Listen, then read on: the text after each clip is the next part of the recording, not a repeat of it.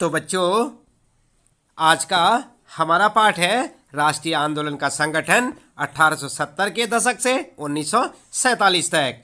और यहाँ पर जो है प्रश्न आपके फिर से याद करें। पहला प्रश्न है 1870 और 1880 के दशकों में लोग ब्रिटिश शासन से क्यों असंतुष्ट थे। तो उत्तर में क्या लिखेंगे आप? इस प्रकार से एक हेडिंग डालेंगे बच्चों और लिखेंगे असंतुष्ट होने के कारण। पॉइंट बना के लिखेंगे नंबर 1, नंबर 2। देख सकते हैं आप 1878 में आर्म्स एक्ट पारित किया, जिससे भारतीयों से अपने पास हथियार रखने का अधिकार छीन लिया गया। दूसरा पॉइंट लिखेंगे 1878 में वर्नाक्यूलर एक पारित किया गया। इसके द्वारा सरकार ने अपनी आलोचना का अधिकार छीन लिया। अगर किसी अखबार में कोई आपत्तिजनक चीज छपती थी तो सरकार उसकी प्रिंटिंग प्रेस सहित सारी संपत्ति जब्त कर सकती थी। और अगला तीसरा पॉइंट है यहाँ पर 1883 में सरकार ने इल्बर्ट बिल लागू करने का प्रयास किया, लेकिन अंग्रेजों के विरोध के कारण इसे वापस ले लिया गया। इस बिल के अनुसार भारतीय न्यायाधीश भी यूरोपीय नागरिकों के मुकदमों की सुनवाई कर सकते थे। ठीक है बच्चों, तो इस प्रकार से आप पॉइंट बनाकर लिखेंगे पहले प्रश्न का उत्तर। और इसके बाद देख लेते हैं यहाँ पर दूसरा प्रश्न। दूसरे प्रश्न में पूछा गया है भारतीय राष्ट्रीय कांग्रेस किन लोगों के पक्ष में बोल रही थी। उत्तर में लिखेंगे, हेडिंग डालेंगे आप भारतीय राष्ट्रीय कांग्रेस। सबसे पहले आप हेडिंग डालेंगे, उसके बाद पॉइंटों में लिखेंगे बच्चों। जैसे कि यहाँ पर आप देख सकते हैं नंबर 1, कांग्रेस ने उस समय सरकार और शासन में भारतीयों को और अधिक जगह दिए जाने के लिए आवाज उठाई। दूसरा पॉइंट लिखेंगे, शासन व्यवस्था के भारतीयकरण की मांग नस्लवाद के खिलाफ चल रहे आंदोलन का एक भाग थी, क्योंकि उस समय तक अधिकांश महत्वपूर्ण नौकरियों पर गोरे काबिज थे। तीसरा पॉइंट लिखेंगे बच्चों, कांग्रेस ने न्यायपालिका को कार्यपालिका से अलग करने की मांग की। और चौथा पॉइंट लिखेंगे, आर्म्स एक्ट निरस्त करने तथा अभिव्यक्ति व बोलने की स्वतंत्रता लोगों को दिए जाने की मांग की। राष्ट्रीय आंदोलन का संगठन 1870 1947 में 149। ठीक है बच्चों, तो इस प्रकार से ये जो यहाँ पर पॉइंट बना के आप इस प्रश्न का उत्तर लिख सकते हैं। और इसके बाद अगला प्रश्न है बच्चों, तीसरा प्रश्न आपके लिए, पहले विश्व युद्ध से भारत पर कौन से आर्थिक असर पड़े। उत्तर में लिखेंगे भारत पर प्रभाव, और यहाँ पर जो है हेडिंग डालेंगे, पॉइंटों में लिखेंगे फिर से, इस युद्ध के कारण ब्रिटिश भारत सरकार के व्यय में भारी बढ़ोतरी हुई थी। इस खर्चे को पूरा करने के लिए सरकार ने निजी आय और व्यावसायिक लाभ पर कर बढ़ा दिया था। दूसरा पॉइंट लिखेंगे, सैनिक व्यय में बढ़ोतरी तथा युद्ध सामग्री की आपूर्ति के कारण जरूरी चीज़ों की कीमतों में भारी उछाल आया और आम लोगों का जीवन मुश्किल हो गया। इसके बाद अगला पॉइंट लिखेंगे, इस युद्ध ने औद्योगिकीकरण वस्तुओं जैसे जूट के बोरे, कपड़े, रेल की पटरियां आदि की मांग बढ़ा दी। इन दिनों अन्य देशों में भारत आने वाले आयात में कमी आई थी, जिस कारण भारतीय उद्योगों का विस्तार हुआ। ठीक है बच्चों, तो इस प्रकार से तीसरे प्रश्न का उत्तर आप लिख सकते हैं। और इसके बाद बात करते हैं, चौथा प्रश्न है आपके लिए। और चौथे प्रश्न में कहा है 1940 के मुस्लिम लीग के प्रस्ताव में क्या मांग की गई थी। उत्तर में लिखेंगे 1940 में मुस्लिम लीग की मांग। 1940 के मुस्लिम लीग के प्रस्ताव में देश के उत्तर पश्चिमी और पूर्वी भागों में मुस्लिमों के लिए स्वतंत्र राज्यों की मांग की गई। इस प्रस्ताव में विभाजन या पाकिस्तान का जिक्र नहीं था। ठीक है बच्चों, तो इस प्रकार से आप अपना उत्तर लिख सकते हैं। यानी कि ये है आपका चौथा प्रश्न और उसका उत्तर। ध्यान रखें बच्चों, यहाँ पर ये जो है इसको आप हेडिंग में लिखेंगे। इतना आप जो है इसको हेडिंग बनाएं, 1940 में मुस्लिम लीग की मांग, और फिर यहाँ से लिखना शुरू करें। इसके बाद अगले प्रश्न है, आइए विचार करें से। ध्यान दें आप। और पांचवा प्रश्न है यहाँ पर, मध्यमार्गी कौन थे।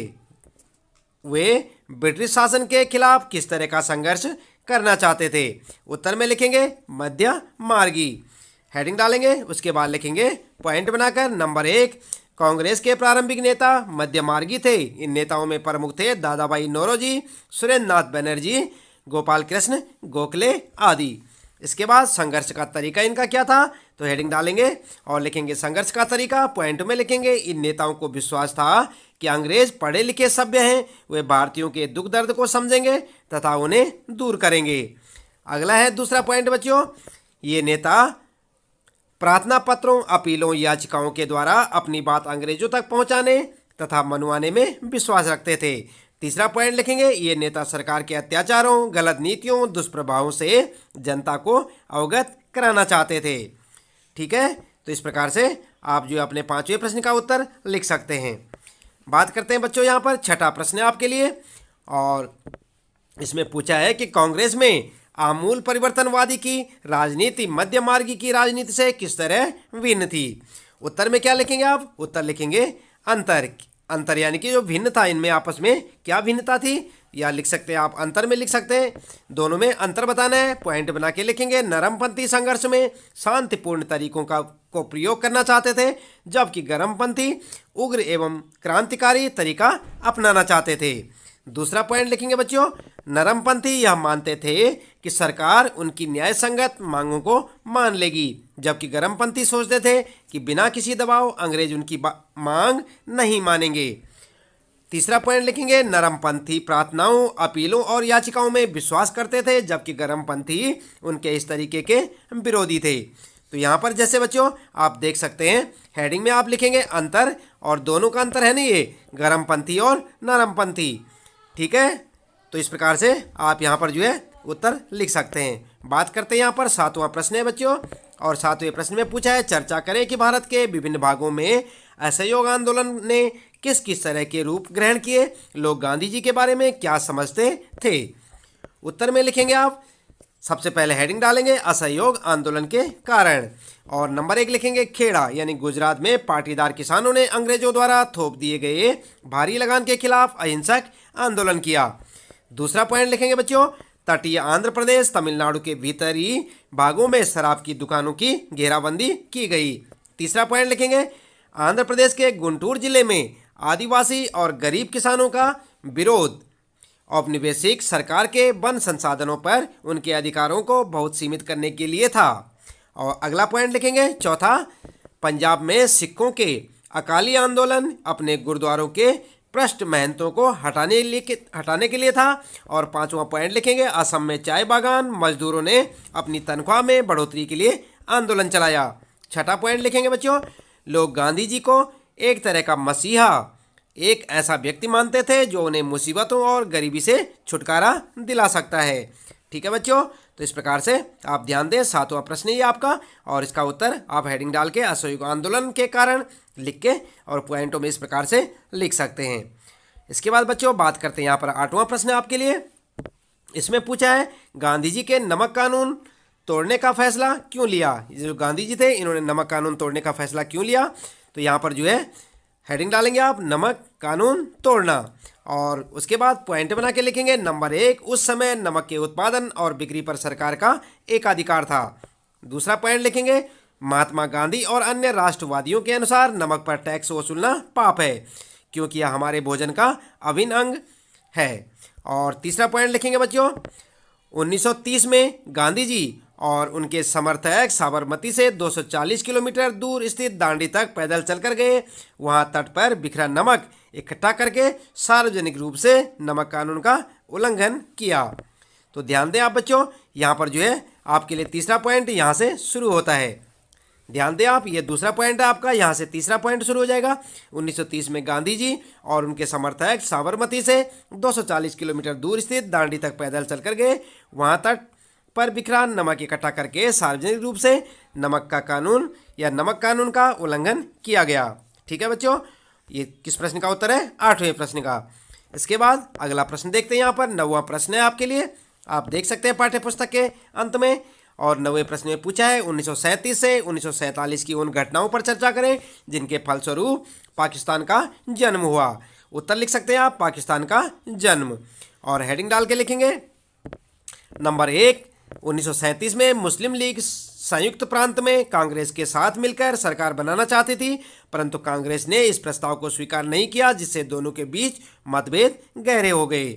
दूसरा पॉइंट लिखेंगे, 1940 में मुस्लिम लीग ने देश के पश्चिमोत्तर तथा पूर्वी क्षेत्रों में मुसलमानों के लिए स्वतंत्र राज्यों की मांग की और एक प्रस्ताव पारित किया।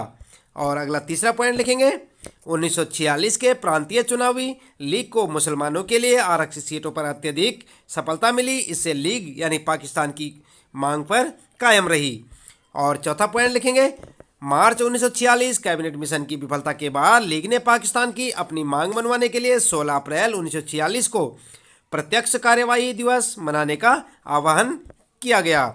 और पांचवा पॉइंट लिखेंगे बच्चों, इसी दिन कलकत्ता में दंगे भड़के और मार्च 1947 तक हिंसा उत्तरी भारत के विभिन्न भागों में फैल गई। इसके बाद विभाजन का परिणाम सामने आया, एक नए देश यानी कि पाकिस्तान का जन्म हुआ। ठीक है बच्चों, तो इस प्रकार से आप जो है लिख सकते हैं पाकिस्तान का जन्म किस प्रकार हुआ। 1937 और 47 की उन घटनाओं पर चर्चा करें, जैसे यहाँ पर लिखा है। प्रश्न 9वां प्रश्न है, इसका उत्तर आप यहाँ से लिख सकते हैं।